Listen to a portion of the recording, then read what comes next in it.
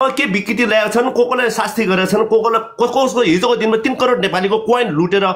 चाहिँ पाकिस्तानीलाई चाहिँ दोतीहरूले घोप्टाएर आएर त्यसपछि 3 करोड नेपालीलाई आमा चाकरी गरेर यो छाप्रे ओली भनेको चोर हो यसले टिकटकबाट लखेट्नु पर्छ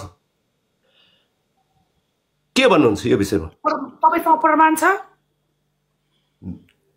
के को प्रमाण म यो प्रमाण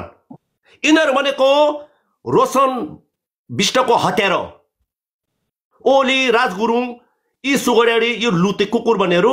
टिकटकको एउटा हत्यारा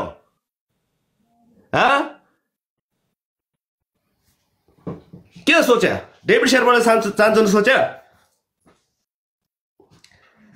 मैले त यहाँ भएको कुरो पो गर्छु नभएको कुरो त गर्दिनँ नि हो कि त केटा हो त्यस्तो होइन होला सायद हो अरे तिमी ल जय किसान बस्ने तिम्रो दाइ हो भने उ त्यहाँ ल्याएर त्यहाँ ल्याउ त म त्यहाँ मलाई मेरो दाइ त हजुरलाई किन चाहियो त्यहाँ ल्याएर आउ न को डेभिड शेर्पा भनेर देखा त तपाईँ जोशीको होस् न त्यो हामीलाई म्याटर राख्दैन नि तपाईँ जोशीको होस् तपाईँ जोशीको होस् तपाईँ को थाहा छैन तपाईँ तबबाट अरूको विषयमा अरूको चरित्र हत्या गर्न ओ यहाँ सुन सामाजिक सञ्जालमा मिसलिड गर्नु हुँदैन मिसइन्टरप्रेट गर्नु हुँदैन तपाईहरुले गलत व्यक्तिको एडभर्टाइज मैले साथ दिएकै होइन मैले मेरो लाइभमा आएर मैले साथ दिएकै होइन तपाईहरुले यसरी अर्काको चरित्र हत्या किन गर्ने लाइभमा किन बोल्ने के कुरा कसको चरित्र हत्या कसको बुझ्दैन भने त होइन कसको चरित्र भने त उसलाई होइन चरित्र हत्या चाहिँ कसको तपाईले अघि भर्खर ओली सरको चरित्र हत्या ओलीको त चरित्र हत्या उसको त उ त मान्छेको हत्यारा हो कोलाई मारे उहाँले हत्यारा रोशन ब्रान्ड कानुनले उलाई होइन कानुनले उहाँलाई किन कारबाही गरेन यिनीहरूले त्यो मान्छेलाई झुन्डेर मार्ने मर्ने भनेर एकछिन मेरो कुरा सुनिन्छ न कानुनले किन मानेन कानुनले किन उहाँलाई कारबाही गरेन त तपाईँ कानुन हो तपाईँ अदालत हो तपाईँ प्रहरी हो चाहन्न उनीहरूको परिवार जान त्यता उनीहरूको परिवार टिकटक लाइभ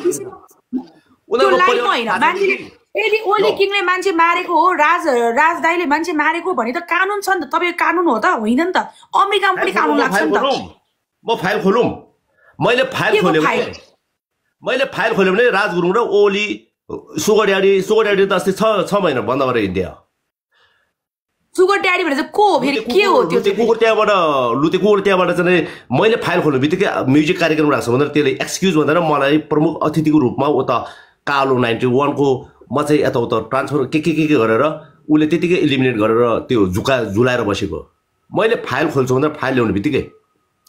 यहाँ त मान्छे मरेको छ त्यो मरेको त बाउ आमाले त थाहा थिएन बिचरा टिकटकमा चाहिँ नि यस्तो हुन्छ भनेर तर मर्ने कारण त टिकटकमा हो नि गाइजहरु त्यो भएर ल गाइज सबैले हान उ त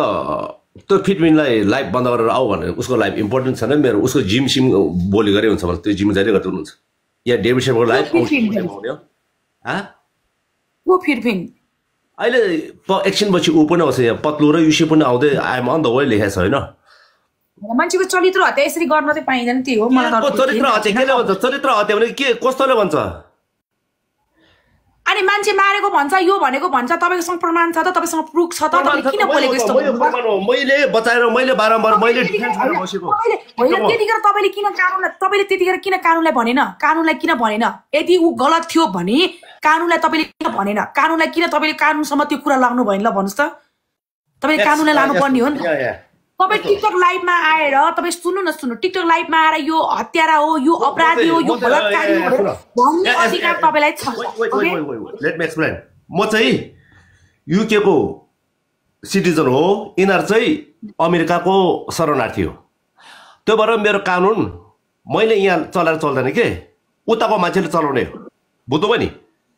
यो कानुन मैले देखेको भने मसँग प्रमाण छ मसँग फाइल छ भनेर भएन नि त प्रमाण छ भनेर हुँदैन कि कानुनमा पद्धति हुन्छ प्रोसेस हुन्छ फाइल उठाउनु पर्छ त्यसपछि माथिबाट त्यो अदालतले मागेपछि मात्रै दिने हो अहिले म आफैले यसरी छ भनेर जाने होइन नि त मैले भनिहाल्छु म ब्रिटिस म बेलायतमा छु यिनीहरू अमेरिकामा छ तर मेरो लागि अमेरिका जानु भनेको कुनै ठुलो अहिले एक कप कफी फेरि एकछिनपछिको टिकट काटेर पनि जान सक्छु That's not a big thing. तिमी तिमी त यो बहिनीलाई सपना र विपना के भइरहेछ तिमी चस्मा फुकाले एकचोटि होस आउँछ ल तिमी पनि ल फिटपिनलाई के फेरि फिन भनेको बोलाउनु रे वा या फिटमिना यहाँ बोलाऊ उतापट्टि ओले बस ल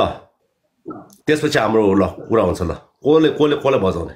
ओली किङलाई त सक्दैन हो छ्या तपाईहरु छ्या किन बोलिरहेको छ ओली किङ त यो एकचोटि तिम्रो त्यहाँ चिसो पानीहरु कतिको चिसो हुन्छ नेपालमा अहिले मेरो यहाँ फ्रिजमा चिसो पानी राखेको छ फ्रिजको चिसो पानीले नुहाउने त्यस्तो पिउने मात्र त्यो बिमारी हुन्छ त्यो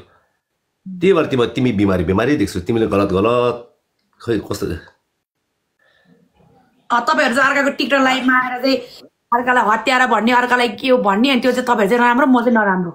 तिमीले टिकटक चलाएर टिकटक लाइभ हेरेको कति भयो टिकटक लाइभ त अहिलेसम्म राम्रोसँग बसेको छैन आजै हो अनि त्यो थाहा नभएर के होइन यस्तो हो तिमीले थाहा मैले त अहिले भर्खर यो अनुहार तपाईको अनुहार त मैले अहिले भर्खर देखेको कि ओली बिस्तारै आउँछ त किङ भनेको बिस्तारै हो त्यस्तो होइन ओली किङ भनेको चाहिँ मैले जमाना 5 वर्षदेखिबाट टिकटकमा एकदमै लडाकु भएर आएको मान्छे देखेको हो कि त्यो भन्न खोजेको मैले तपाईलाई अरु भन्न खोजेको होइन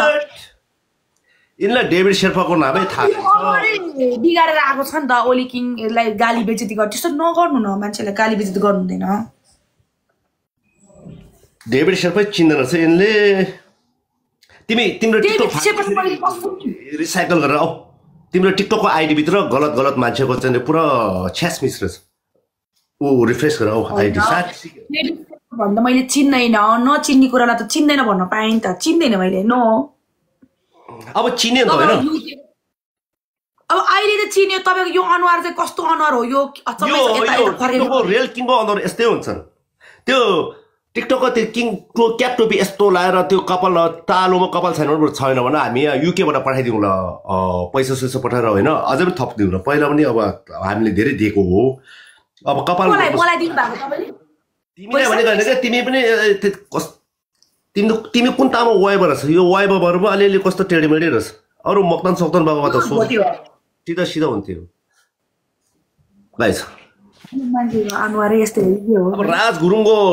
तालुमा कपाल छैन ओलीको तालुमा कपाल छैन त्यो भएर यिनीहरु के टाउकोमा झुन्डाएर बस्छौ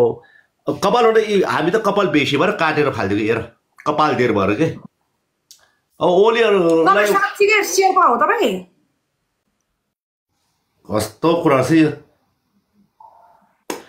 ल आज सुत्नुभन्दा अगाडि एउटा काम के गर्यो भने जय किशन बस्नेतलाई गएर तिम्रो अंकल हो रे मेरो दाइ हो दाइ ओके तिम्रो दाइ हो भने जय किशनले गएर यो डेभिड शेर्पा भन्ने मान्छे चिन्नुहुन्छ युके को लन्डनको भनेर फोन सोध्यो हुन्छ पहिलो काम तिम्रो आज ड्युटी ल ए ल त्यो बिचको मान्छेलाई सोध त्यो बिचको मान्छेलाई ल सोध नि त साँच्चीको ठट गरेर पहिलो आजको तिम्रो पहिलो सुत्नुभन्दा अगाडिको नम्बर 1 ड्युटी भनेको तिम्रो दाइले फोन गरेर डेभिड शेर्पा भन्ने मान्छे चिन्नुहुन्छ भनेर त्यति सोध्दै सोधेर तपाई कहाँ बस्नु तपाई साउदी कतारमा हो बस्ने तिमी टिकटकमा ओली र यो अन्डा दुन्दाको नाम मेरो अगाडि लिँदा अरूको अगाडि लिँदा फरक पर्दैन मेरो अगाडि कहाँ हुनुहुन्छ कतारमा हुनुहुन्छ कि साउदीमा हुनुहुन्छ तपाई अहिले साउदी हो कि कतार हो साउदीमा ए ल सालको बात सनत शर्मिला वाइबाको 3 विन स्टेक खोला त म छाप्रे लाने देख्यौ अब मेरो त बल्ल पो स्टार्ट हुन्छ म त भक्खर झुरुको उठेर आएको के हैन तपाईले हानोस् तपाईले जितोस् त्यो मलाई मतलब भएन कि तपाई चाहिँ नि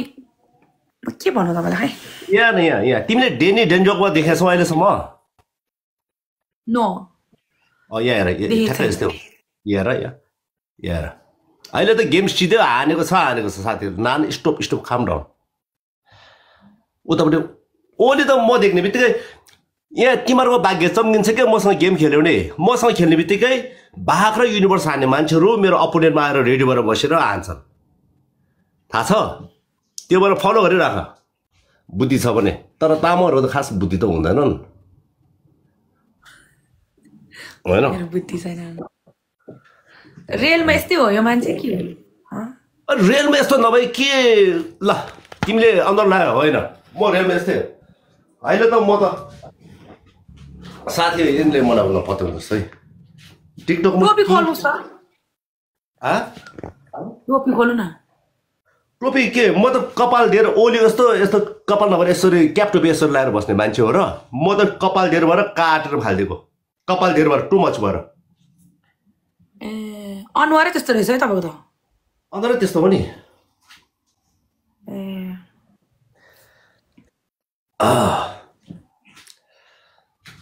यो गेम कसले जित्छ तपाईँले जित्छ त्यो त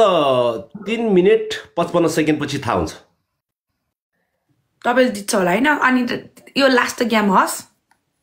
अनि यो गेम कसले जित्छ त्यो म भन्नु सक्दैन किनभने म होस्टर हो मेरो मुखले जित्ने होइन तिम्रो मुखले जित्ने होइन कमेन्टले जित्ने ओली किङ आएपछि तपाईँ त सक्दैन नि त फेरि ओली किङले त फेरि तपाईँलाई त सुताइदिन्छ नि त रोडमै फेरि